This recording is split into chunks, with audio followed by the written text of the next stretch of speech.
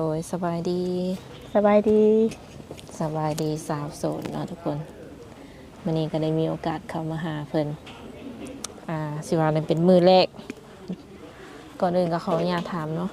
น้องหลาซื้อเนาะได้สื่อเมโดยอายุจักปีตอนนี้อายุ2 ปีอืมเคยสร้างครอบครัวแล้วบ่บ่เคยยังบ่เคยมีผู้บ่าวผู้แพ้วอยู่บ่หรือว่าเคยมีผู้บ่าวแต่ว่าบ่เคยแต่งงานอืม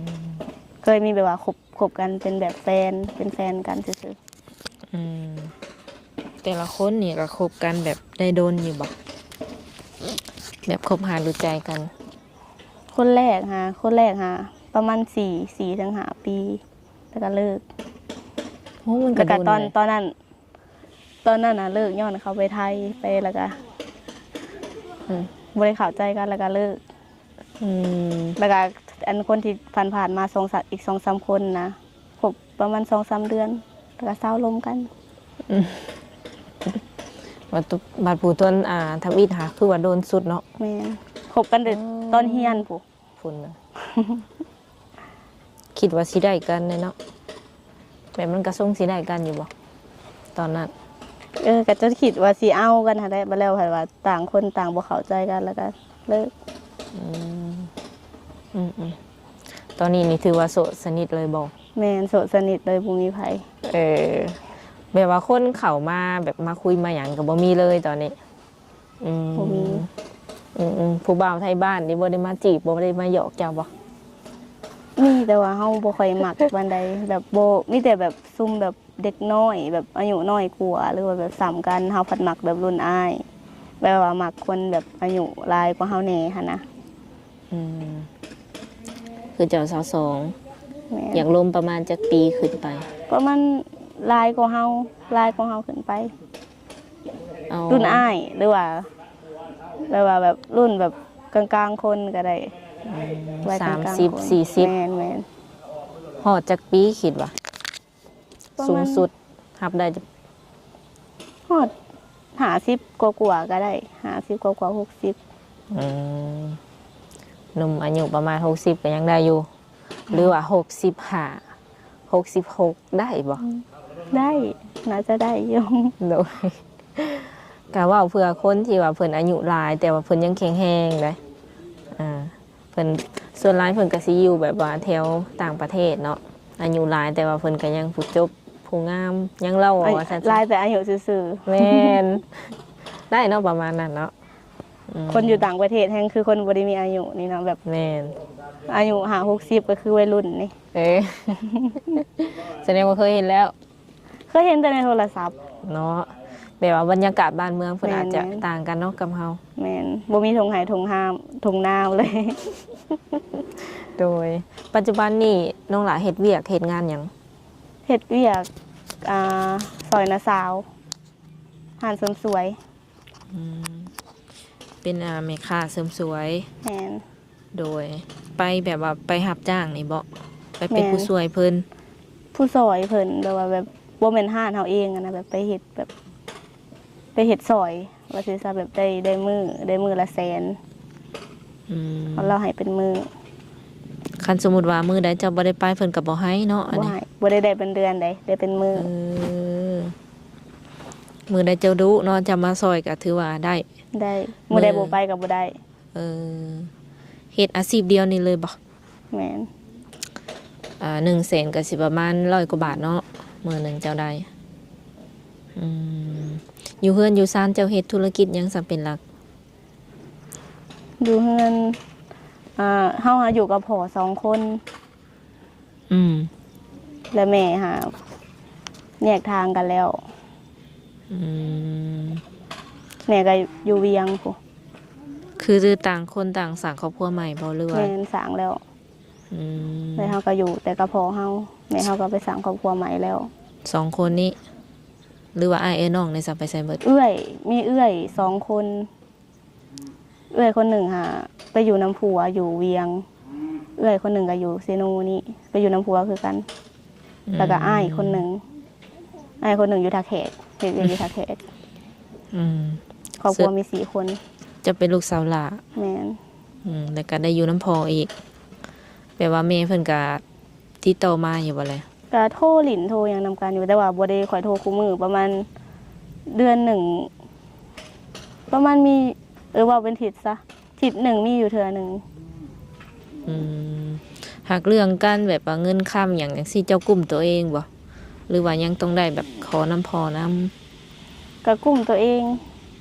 อืม เฮ็ดเวียกมือละแสนก็พอได้อยู่ได้กินพอได้ซื้ออันกุ้มปากกุ้มท้องไปมือ อืม ๆใครอยากเฮ็ดคันอยากได้หยังก็ต้องแบบว่าค่อยๆเก็บทีละหน่อยแบบทีละหน่อยแล้วก็ค่อยซื้อเอา อืมก็ถือว่ามื้อนี้นี่ออกมาเปิดใจเนาะคือการเปิดใจของน้องหลานนี่เปิดใจแบบใดอยากได้คนคุยซื่อๆบ่หรือว่า ตอนนี้อยากสร้างครอบครัวแล้ว เว้าเรื่องสร้างครอบครัวก็ยังบ่ทันบ่ปานใดฮะแบบอยากแบบลองคุยๆเบิ่งก่อนเพราะว่าเฮาก็หาก็เปิดใจ โด อยาก ย ลมกันก่อน อยากแบบอยากหู้แบบกันก่อนฮะนะ อืมหมายถึงอยากทำความรู้จัก แม่นๆ หรือว่าศึกษานิสัยใจเข้ากันก่อน ประมาณจักเดือนคิดว่า ประมาณ2-3 เดือนนี่ก็ได้ อืมสมมุติว่าเขาคุยกันแล้วมันโอเคเนาะแบบต่างคนต่างมักกันนะคือพร้อมแบบสละโสด หรือว่าพร้อมสร้างครอบครัวเลยบ่ เข้าใจกัน คันว่าเข้าใจกันแล้วก็พร้อมต่างคนต่างบ่ได้มีอิหยัง อืม บ่ได้มีปัญหาหยัง จะบ่ได้เรียนเหรอวะ เฮาเรียนจบแล้ว เอออืมจบม .7 บ่ แม่นจบม .7 บ่ได้ไปเรียนต่อ อืมนาน ก็ถามเพื่อไว้เนาะหากมาแล้วก็สุดแล้วแต่สุดเจ้าคุยกันดอกเนาะว่าสิเป็นไปในทางทิศแบบใดเป็นแฟนบ่หรือจังไดก็ลองคุยกันเองเนาะอืมคิดว่าอยากได้ผู้บ่าวแบบทางใดเป็นพิเศษบ่ในการเปิดใจเนี่ย ทางใดก็ได้ลาวก็ได้ไทยก็ได้อยู่ต่างประเทศก็ได้ มีสิทธิ์เท่าเทียมกัน แม่น อืม บ่ได้ว่าอยากได้ไทยหลายกว่าบ่ได้ว่าอยากได้ต่างประเทศหลายกว่าอยู่ผู้บ่าวอยู่ลาวก็ได้อยู่ไสก็ได้ขอแค่แบบลมแล้วแบบรู้สึกสบายใจจริงใจ อืมหลักๆนี่อยากให้เพิ่นแบบนี้ใส่ใจคอเป็นประมาณใดจ้ะ ก็ ลองว่ามึงดู นิสัยใจคอบ่ อืม ก็อยากให้ใจดีนำ ใจดีน้ำเจ้า แม่น บ่เท่านี้บ่แบบเฮาอยากให้ผู้ชายคนคนหนึ่งอะนะเฮ็ดให้เฮาประมาณใดแบบเฮาจังสิถูกอกถูกใจจังซี่ ก็ยังบ่ฮู้เนาะ เออแบบบ่มีเนาะคิดไว้ในใจเนาะมีแต่ว่ามาแบบมีแต่ว่าให้เพิ่นเข้ามาลองคุยเบิ่งประมาณนี้บ่เนี่ย แม่น อะไร อยากลองลมๆเบิ่ง อืม คันว่าเข้าใจกันแล้วก็แบบ อืม คันแบบเข้าใจกันแล้วก็แบบอยากมาขอมาหยังก็ได้ อืมคือการเปิดใจครั้งนี้นี่แบบหรือว่ามื้อนี้นี่เนาะพ่อแม่เพิ่นก็แบบโอเคอยู่บ่ถ้าว่าเฮาจะออกมาเปิดใจหรือว่าสิหาแฟนจังซี่นะ พ่อแม่เฮาบ่ให้ อืม เขาก็แล้วแต่ลูกเลย อืม เฮาก็อายุก็22ปีแล้วบ่แม่นเด็กน้อยแล้วเราบ่ให้ อืม ก็อาจจะบ่ได้ห่วงปานใดแม่นบ่ แม่บ่ได้ห่วง เออคิดว่าตัวเองเป็นคนนิสัยใจคอแบบใด เป็นคนตัวเองเฮานี่บ่ต้องเฮาเอง แม่นตัวเจ้าเอง เป็นคนใจร้อน อ่า ใจฮ้อน แล้วก็แบบเครียดไวเครียดง่าย หายไว อืม ก็อยากเอาใจตัวเองหน่อยๆหนึง เรียกว่าจริง โอ้ คือแบบว่าอะไรเครียดง่ายหายไว อืมเกลียดไว้กับเศร้าไว้อีกประมาณนี้ แม่น อืมเขาสมมติว่าเครียดเลยนะแบบต้องให้กับเจ้างอบ่หรือว่าแบบการเครียดของเจ้าเจ้าแสดงออกแบบใด มันก็แล้วแต่เรื่อง อืม คันว่าเฮาผิดเฮาก็ง้อ อืม เฮาบ่ผิดเขาก็ง้อ สมมุติเครียดนี่แสดงออกแบบใดเว้าออกไปแบบเบิดเลยบ่ เงียบ โอ้ เรื่องเงียบ เออแสดงว่าเวลาน้องเพิ่นเงียบนี่แม่นเพิ่นเครียด แม่น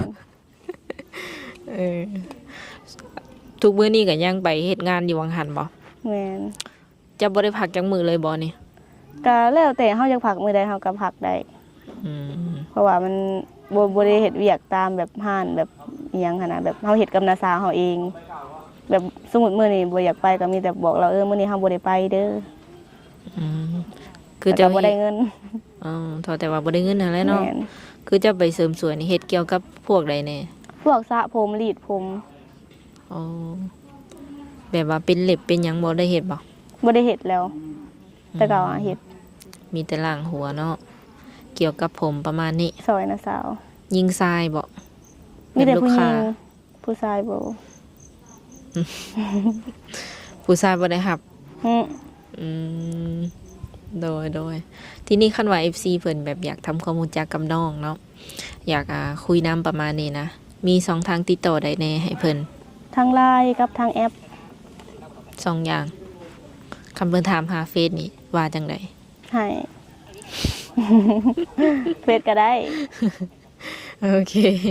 สามารถทักหาได้แบบช่วงใดแน่ที่ว่าเจ้าสะดวกสุดๆอ่ะ ช่วงเฮากำลังสิไปเฮ็ดเวียก แล้วก็เลิกเวียก เขาเวียก ก่อน จัก นอน โมง เข้าเวียกไปหา9 โมงแล้วเปิดห้าน10 โมงเลิกหา6 โมงแรงปิดห้าน แสดงว่าช่วงแรงๆพุ่นบ่จัง แม่นๆ สามารถเซตหรือว่าโทรหาเจ้าได้ แม่น โอ้อืมฮอดประมาณจักโมงแบบสูงสุดเฮานอนจังซี่นะ นอนสูงสุดก็ประมาณเที่ยงคืน ก็เซตได้ฮอดแบบเที่ยงคืนพุ่น แม่น อืม เพราะว่าเป็นคนนอนดึกอยู่แล้ว เออเป็นอะไรความรู้สึก เป็นคนสไตล์แบบประมาณนี้บ่มักยิ้มมักหยังบ่ แม่นแบบบ่ค่อยมักยิ้มมักหยังนะ เออ แบบจักสิว่าแนวใด คันคนแบบว่าบ่ฮู้จักก็อาจสิคิดว่าน้องนี่แบบทรงสิหายเก่งอย่างนี้นะ แบบเฮ็ดหน้าบูดตลอดเวลาก็จะก็ว่า แต่แบบตัวตนที่แท้แล้วก็แบบก็มักยิ้มมักหัวอยู่บ่เลย มักยิ้มแต่หน้าบ่ใหาย แบบยิ้มอยู่แบบ เขาก็ว่าบ่ยิ้มใส่ เออแม่นแบบว่าจักสิว่าไหน แต่เป็นคนหนาแบบว่าหนานิ่งหั้นนะ เออ คนหนานิ่ง ขออนุญาตถามเจ้าสูงเท่าใด 157 56 57นี่แหละ น้ำหนักอยู่ที่เท่าใดตอนนี้ 53 54 อืมเป็นคนสิว่าเนี่ยกำลังดีเนาะแล้วก็เป็นคนผมยาวทุกคนเลย แม่น คือมักไว้ผมยาวอยู่แล้วแมันบ่ แม่นมัก อืม ไปตัดกินนี่ก็ยังเสียดาย โอ้ ไปตัดมาเลยได้นี่นะ เออ แต่เก่าให้ยาวกว่านี้อีก อืมคือแบบเวลาว่างๆนี่เจ้าก็มักแบบไปลินไปเที่ยว ไปปาปาร์ตี้น้ำหมูน้ำหยังอยู่บ่ กับไปอยู่แต่ว่าบ่ได้ไปแบบว่าเรียนติดๆไปแบบเฉพาะแบบว่าแบบงานวันเกิดหมู่แบบหรือว่าแบบมีงานสังสรรค์อหย่างต่างๆหั้นนะยามบุญยามศีลก็ไป อืม แต่ว่าให้ไปแบบว่าหานเหล้าหานเบียร์นี่บ่ได้สู่ไป อืมกับปาปาร์ตี้นี่ก็ไปอยู่เป็นบางครั้งสิ แม่ บ่ นบางครั้ง ว่าฝนตกเลยเฮ็ดจังได ฝนตก มากับความสุ่มเย็นเนาะทุกคนเลยตัวคือเปิดใจนี่แบบว่าก็คิดโดนอยู่บ่ คือเฮาแบบว่าติดตามมานำแบบช่อง YouTube หรือว่าหมู่ครูบอกให้มาเปิดอันนี้ เบิ่งใน YouTube เห็นช่องเจ้าแล้วก็แบบคิดว่าอยากลองเปิดใจเบิ่ง อืม บางเถื่อใดคนลมน้ำเขาหั้นนะพอบ่เหงา โดยถามว่าเพิ่นเห็นเจ้าในคลิปแล้วเนาะและเพิ่นคิดแบบอยากมาหาอยากมาเห็นตัวจริงจังซี่นะ มา เอาตร ได้ ง เอาตรงๆสะดวกบ่ สะดวก เอาว่า ยิน แท้ ดีต้อน เนี่ย รับ ว่าแท้แม่นบ่ เว้าแท้ สามารถแบบพาเพิ่นมาได้เลยบ่หรือว่าจังไง พามาได้เลย อืมเพราะว่าช่วงนี้ก็ มาหลินมาหยังหั้นนะมาหลินนำมาเบิ่งตูมาอีหยังหั้นนะ อ่าแบบอยู่เพื่อนอยู่ซ่านน้องก็เฮ็ดไร่เฮ็ดนาอยู่บ่ บ่ได้เฮ็ดมีแต่ซื้อเขาวกิน ไร่นาตะกร้ามีบ่ มี อืม มีแต่ว่าให้เขาเฮ็ด โด ให้ ย เขาเฮ็ดแล้วเขาเอาเขาวให้หั้นนะ ปีหนึ่งได้ ในจักกระสอบก็จะให้ เฮาบ่ได้ถามฮู้แต่ว่าอันให้เขาเฮ็ดแล้วเขาเอาเข้าให้ อืมก็คือบ่ได้อัน บ่ได้ฮู้เลยต้องมันถามนำพ่อเฒ่าพุ่น อืมอืมแล้วแต่เพิ่นสิให้ แล้ นะ วแต่ เนาะ ปีแม่น เออ โดยคันว่าเฮาเฮ็ดเองจังซี่นะแบบมีคนพาเฮ็ดพาหยังอะไรแบบ ได้หลายอยู่บ่แต่ละปีฮู้อยู่บ่ บ่ฮู้เลย หักเจ้าเคยเฮ็ดอยู่บ่เลยนะ บ่เคย เออ มีนะแต่บ่ได้เคยเฮ็ดบ่ได้เฮ็ดหลายปีแล้ว ถึงพอ ตั้งแต่เฮายังน้อยๆแต่เฮาอายุ14 15ผู้เราบ่ได้เฮ็ดนาพ่อเฒ่าแต่ให้เขาเฮ็ด ให้หน้าตะกร้านี่ถือว่าตัดไปเลยเจ้าเฮ็ดบ่เป็น แบบเรื่องเวียกเฮือนเวียกซานนี่กับข้าวกับน้ำเฮ็ดเป็นอยู่บ่ เฮ็ดเป็น ซักผ้าซักหยังได้อยู่ ได้ โอ้เด้อคันว่าเจ้าเจอคนที่ว่าถูกใจเนาะในใจนี่คิดว่าอยากไปอยู่เฮือนน้ำผัวบ่หรือว่าอยากให้ผัวนี่มาอยู่บ้านตัวเองนำ ในใจเฮาหาก็อยากให้มาอยู่นํเพราะว่าอันพ่อเฮาเราอยู่คนเดียวบ่มีคนอยู่นำหั้นนะแต่ว่าให้ไปหาก็ไปได้ แต่ว่าต้องได้เที่ยวมาไปเที่ยวไปมาบ่มีคนเบิ่งพ่อเฮา อืมเจ้าเป็นคนแบบเที่ยวไปเที่ยวมากก็ได้บ่ ได้ โอ้สะดวกอยู่เนาะ โดย ตอนนี้นี่จะมีพาสปอร์ตบ่ ยังบ่มี โอ้ถ้าว่ามี FC เพิ่นส่วนไปลินเนาะฝั่งไทยอย่างซี่นะอยากให้เจ้าเป็นคนไปหาว่าฉันจะไปลินไปหยังจังซี่คิดว่าสิกล้าไปอยู่บ่ กล้า เพราะว่าเฮาก็สู้ได้ไปอยู่เฮ็ดแต่ว่าเฮ็ดบัตรขาวไป ไปดูอยู่ ไปแต่ว่าบ่ได้ไปแบบอันนั้นใดไปแต่หมุกนี่เคยไปแต่หมุก คันว่าเพิ่นนัดให้ไปพ่อไปหยังกับไปได้แต่วังมุกดาหารนี่บ่หรือว่าอยากไปไกลกว่าหันอยู่บ่ในใจ ไกลกว่าหันก็ได้ ไปลินไปหยังนี่ แม่น ไปได้เนาะคิดว่าสิเอาหมู่ไปหลายบ่ เอาหมู่เฮานี้ หรือว่าสิไปผู้เดียว กะอยู่ที่การลมกันลองลมกันเบิ่งว่าเฮาเชื่อใจเขาได้ปานใดก่อน อืม สมมุติว่าหากันลมกันดำมือ2มือจะให้เฮาไปผู้เดียวเฮาก็บ่กล้าไปเลยเนาะ แม่นเนาะไว้ใจก่อนเนาะ แม่ บ่ น ก็ประมาณนี้เนาะทุกคนเรื่องราวของน้องเพิ่นปัจจุบันก็แม่นว่าอาชีพคือการสิว่าไหนทำมาหากินของเพิ่นแม่นเป็นแม่ค้าเนาะเป็นแม่ค้าแล้วก็นอกจากเป็นแม่ค้าแล้วก็แม่นได้ได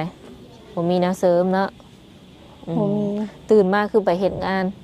ค่ำมาคือมาเฮือน แม่นบางมื้อก็ไปนั่งลิ้นเฮือนหมู่ใกล้ๆมันหมู่ใกล้ๆแบบมันบ่มีหยังเฮ็ดนะมันเหงานะ เหงาบ่ คนลมก็บ่มี อยู่เฮือนมันก็เป็นสีเงาๆใครแต่ว่าเฮือนหมู่หาใกล้เฮือนย่างไปก็ฮอด คาดว่าเพิ่นทักมาก็แบบทรงสิคุยหลายบ่ทรงสิเว้าหลายบ่กับเพิ่น ก็ เป็นคน เว้า แบบไหน กันคือเว้าแล้วก็ถามหยังเอาก็ตอบ ก็จะแบบทรงสิมีโมเมนต์แบบทักไปหาเพิ่นก่อนอยู่บ่แบบเห็นหยังอยู่กินข้าวแล้วบ่จังซี่นะ ก็มีน่าสิมีอยู่เฮาก็บ่แม่นคนที่คุยปานนั้น ยันว่า ก็แบบว่าสิว่าแลกเปลี่ยนเนาะทำความรู้จักกันลองเบิ่งสุดท้ายนี่มีหยังแบบอยากฝากถึงหนุ่มๆหรือว่าผู้ชายเนาะที่ว่าสิเข้ามาคุยนํเจ้าอยู่บ่นับตั้งแต่มื้อนี้เป็นต้นไป อยากให้มาด้วยความจริงใจ แบบบ่ตัวบ่ต้มอีหยังอ่ะนะก็อยากให้หักให้แพงเฮา ประมาณนี้เนาะ โดย เรื่องช่วงเวลาแม่นตอนแรงๆคือเก่า แม่น หรือว่ากังเว้นแบบที่เพิ่นทักเสร็จถิ่มไว้ได้บ่ ได้ คือช่วงไหนที่ว่าบ่มีลูกค้าก็เพิ่นให้ลิ้นโทรศัพท์อยู่บ่หรือว่าบ่ได้ ให้ลิ้นได้ตลอดแต่ว่าแบบว่าเฮากับสมมุติว่าโทรหาในเวลาเฮ็ดเวียกเฮาก็แบบอยากเกรงใจลาวหั่นนะเกรงใจน้าสาวเอาแม่นแบบว่าสมมุติว่าสิโทรหาก็ขอแบบแต่ว่าตอนเลิกเวียกก็ได้ แต่ว่าแซดลิ้นแซดหัวนี่ตอนเฮ็ดเวียกแซดมาโลด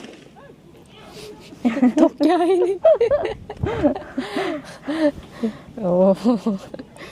โดย มันบ่เป็นหยังบ่นี่ บ่เป็นหยัง หมายถึง